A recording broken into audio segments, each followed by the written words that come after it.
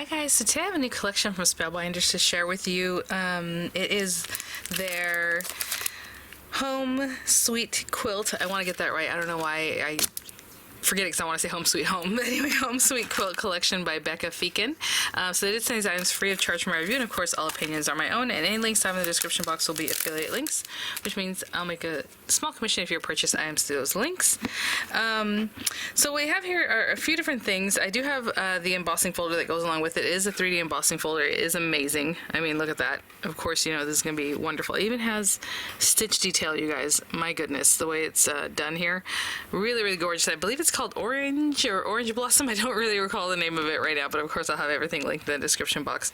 Beautiful. Again, it's an elongated, larger embossing folder, so the surface you can emboss is 8.5 by 5.5, and it's a little bit larger than that all around the dimensions, so you need a machine that can accommodate that. It's about 5 3/4, I think, by 8 3/4 ish, you know. There's a sentiment set that goes along with it too. This beautiful, again, photopolymer stamp set smells so good. Their photopolymer smells a little bit like coconut. Have you guys smelled that? You know, different photopolymers have like a different scent, but this one very much has a coconut scent. Quilty hugs, and your friends are the stitches that hold things together. Sending warm hugs of comfort, my friend, and then obviously you're pairing those up in different ways, and then all these little bits that are like cute little stitched, quilted motifs, I suppose. So I'll put this to the side. So these are, of course, the main deal. I believe there's some other designs. These are the ones that I had chosen to work with. So this first one here is kind of like a mini slimline, and as you can see, they even included the outer die for all these, even though they could have just had one and then inlays, but they included 2 on all of them. So this one here is the French braid and hexagon. So the hexagon is so cute. It's very much like honeycomb looking, really adorable. I'll probably use this one today because I have an idea for it already. So we have that. This one's the French braid. It looks amazing. Again, paper piece back in, or just have that framing of it, you know, however it's that you want to use this. We'll check this out when we get to it, but it looks like it cuts 5.5 exactly by 2, like 2.5, I would say, 5.5 by 2.5. Really nice for a gatefold, like an original size gatefold. Those are those 2. This one here is Log Cabin. I think it's only called Log Cabin, but it does come with like that star, kind of like flying geese or whatever they call this one. I was gonna say Ohio Star, but I feel like we have that somewhere else. But either way, we have this gorgeous inlay. Again, several pieces. Not super small, but you know, when you get into these little triangles, they are a little bit smaller. Really cute, all stitched. Of course, all these pieces that fall away, and then what you see out here is what's left, right, with this little framing with the outer die, and that one makes what I would say a 3-inch square. So I believe they're both the same size. And then this is the typical log cabin. Again, usually it's like this part of it. See how it kind of tucks in, and then this part repeats like this. That's kind of what the log cabin quilt is known for. Really gorgeous, really fun to work with if you're actually quilting these up, because it just it keeps going around. So another lovely set, and that one comes with the words Quilty Hugs, which are really nice. Down here, I know it's harder to see, I believe this is the filigree 8-point. So you see these kind of funky shapes you have here. I was about to misspeak. So with the 8-point star, it's some kind of configuration like this, and then you're going to do it again, so it's 4. So you can kind of have an idea of how that would be together. Roughly 4.5-inch square. I mean, probably a little bit smaller, right, once you actually die cut it and have the pieces and continue going. We have this piece that's not quite an inlay, because what it does is it cuts the little like quilt pieces that are stitched that you can then pop in here. But I guess it is an inlay, because if you pair it together, you're going to have that piece left over, right? The piece that kind of goes in here. So just a lot of different ways to play with this. We have inlay pieces that you can include in here if you want it more of a filigree thing instead of like some paper, pattern paper, or whatever paper colors you want to use. This beautiful centerpiece. You can make it quadruple and go all the way around, or however it is that you want to stylize this. It comes with this banner with the little stitching, which is really nice. And then it comes with these little rolled flowers. So cute. Or like little curlicues. I don't know. I guess you can use it for either one. I'm just looking at it as a rolled flower. I suppose. We'll see. Either way. And then over here we have this one I forget the name of, sorry. quilted stained glass window. That's what this one's called. And as you can see, again, it comes with the outer pieces. It comes with this one that cuts the pieces that have the stitching, or you inlay it. This is a whole gorgeous piece that these guys can go into, so you can inlay those in different ways. And again, they layer around, so you have 4 of them, you know, to create that kind of stained glass window. It comes with a banner that's a little bit more rounded there. This little extra piece. We have this portion here, again similar to the other one. It's just like a little something you can do the inlay and then paper piece back in. Maybe have that in the center if you would like, or wherever it is that you want to put that. Maybe put it right here, make it look like a little fan. That'd be really cute. And then some extra pieces here to help you decorate. Okay guys, so I think today, like I said, I'm gonna try this guy out right here from the braid and hexagon set, and you know, maybe we'll use some of the other dies. I'm not sure. I think I'm gonna use this for sure. We're gonna use the embossing folder because we want to check that out. And I grabbed Christmas papers, the Kath Holden Christmas flea market finds, because I thought this would be really pretty to have a little quilt. And then look, here's a quilt already. I mean, we can put it on top of that paper, but I did want to use the embossing, so we'll do that. But I'm gonna find a pattern that's a little busier and then die cut with that, because what can happen is when we put it back in, like even this, it'll look very much like a quilt, and then it could be very uniform like this, or you know, we can mix and match patterns. But I think I'm gonna get it all from one piece. So that one's actually a really great one, isn't it? Very quilty in my opinion. Or even that red one. Ooh, or a mix of the red one and that one. We'll see. Oh, that's so pretty. Okay, let me grab some papers. I think we're gonna make a mini slimline, and I'll be right back. Okay, so we'll make a mini slimline, and so for me, my mini slimline, I like them to be 6 by 3.5. So, you know, however you want to cut your paper. Generally, I'll go ahead and just cut it 6 inches tall by 7, and then we'll score it at 3.5 on this side. Sorry, I'm just grabbing a scoreboard here. Oopsie. So 3.5. Let's make sure that's butted up there really nice. So it's gonna be a little bit tight because, you know, the die itself, like I said, is about 5.5 inches tall. So we're gonna see a little bit of our background, but it's worth doing. And then I grabbed this kind of shimmery paper. It's beige, off-white, and I'm gonna run these guys through together. So that's gonna be like what's gonna really be the edging all around the areas. And then we're gonna run this through again, the pattern paper. And then I want to build it up, and I'll probably put it on some dimensionals. So I'm also gonna run through just the outside die through the same paper. That way it just kind of matches, and you know, it's not like black paper and then you see a little bit of black edges through it or anything like that. So I'll run this through. Run it through again the same paper with just this outside one, and then we come back, we'll talk about running it through pattern paper, okay? And for this guy, should we do white? Okay, I'm gonna cut down a white piece of paper just so it kind of pops. Oh, you know what? No, let's do it more Christmassy. Like a red or burgundy kind of paper. And I wanted to map my mini slimline. So again, this is 6 by 3.5. So I'll cut a piece of paper 5 7/8 by 3 3/8. And I'll be right back. Look how clean that popped out, and I need to show you this. How pretty that looks. And of course, all these little pieces, I mean, you can probably just keep them to use them for something else, because I'm going to piece back in with the Christmas paper. But wow, I mean, you could definitely run this through and make like a cute little bee design or whatever it is. You have all these little hexagon pieces. Definitely worth keeping. Okay, I'll be back. Pieces. We have the piece that this is going to layer onto.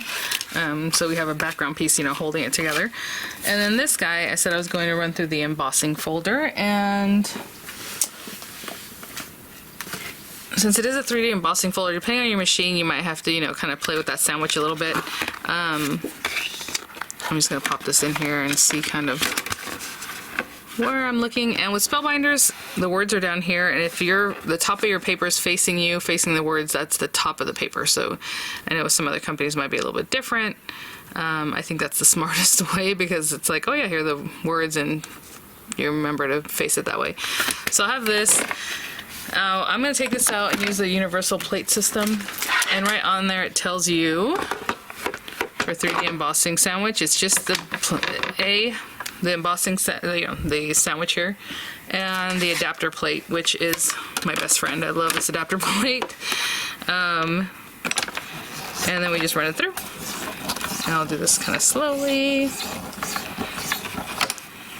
Trying to just shake the camera. There we go. Nice pop there. Let me put this back. And I mean, of course, absolutely gorgeous. I mean, the detail is so pretty. I know they had another one that's kind of like this, a tufted one, and people really love that. And I just want to show you, like here, even though you do see that little stitch detail, it just has like a different look to it. I don't know that it translates to the paper, so possibly. I don't really see it too much, but either side of the paper is really pretty. Okay, I'll be right back. Still need my machine though for the next part, because we need to cut our parts out there, but I'm gonna go ahead and stick that down. And since this is hand cut, obviously I cut it a little bit shorter, you know, top and bottom than the other direction, and I was gonna say I can't have that, but you know what, I recentered it so well. I recentered the design, and it's possible that this is a little bit taller than the 6 inches, because, you know, yep, that's exactly what it is. Well, that makes it much easier. You know, all these things you kind of eyeball when you're like on a guillotine or when you're on whatever it is that you're using, and then if you're just a little bit off, well then it makes a difference. Oh, sorry guys, that was all very loud. Okay. So now I'm going to glue this down. So it was worth double checking what the issue was there. I like to use a wet glue, I mean generally, but also especially with embossed designs, because there are nooks and crannies and up and down and all that kind of stuff going on. And to keep that flat for a minute, I'm just going to put it underneath my plates. And then this guy, I'm just going to glue it down. So glue on the edges especially. And then I'm going to put a little glue on the back of my hand, even though those areas aren't super small, but I don't really want glue all over the place, so I'm just trying to get some glue on the back of my hand to stick on there. And we'll just pop this down, and then I'll go wash my hands. So just making sure that's layered on there real nice. And I know it's hard to tell. I'll be right back. So for this next one, now I can just run this through. I really don't need to use the outer edge, but if you want to, that way you keep that, plus you'll have the outer edge you can use for a different one. For me, quilts, you know, they have their seam binding and their whole, like, some of them have like areas like this, so I just like to use white or like beige with that whenever I would make a project. So for me, it's not the biggest deal. I think it needs to go this way, huh? This is so pretty. Oh my gosh. So let's not waste our papers, but you can also kind of frame up what you're doing. You can see in there, and like if it made more sense to be over here, I can do that, or however. That looks really pretty right there. So I'm just gonna run this through here. I suppose I could tape it down just so that it doesn't move. This pattern really does have like a straight look to it. I don't know if that super matters. I'll just tape it at the very top here. A little extra bit I left myself. And I'm gonna run this through. And just making sure that doesn't shift. Okay, I'll run that through, and I'm gonna leave it on here so that when we work, oh, I forgot to put that down there. So when we work, we're just picking off those pieces, making it really easy. Okay, so I'm just gonna run this, and I'll be right back. So what's really cool is that these are all symmetrical, so even if you, actually, you know what I would love to do is leave the pieces and, you know what I'm saying, leave these guys here so you can see it really well and remove that outer piece. So I'm going to go through and do that. I'm just going to hold these guys down and make sure they stay on my surface, and I'll be right back. That was what they call satisfying, but how cute is that, right? If I use the outer frame, look how cute. There's another one to use for a different project. This is kind of layering weight paper. It's very thin, so you can do different things with it. But what I'm going to do is have this in front of me just like that, and what's happening, if you run a whole bunch of them through and you just want to use them, they're definitely symmetrical. So like what's up here is the same as the ones that are down here, right?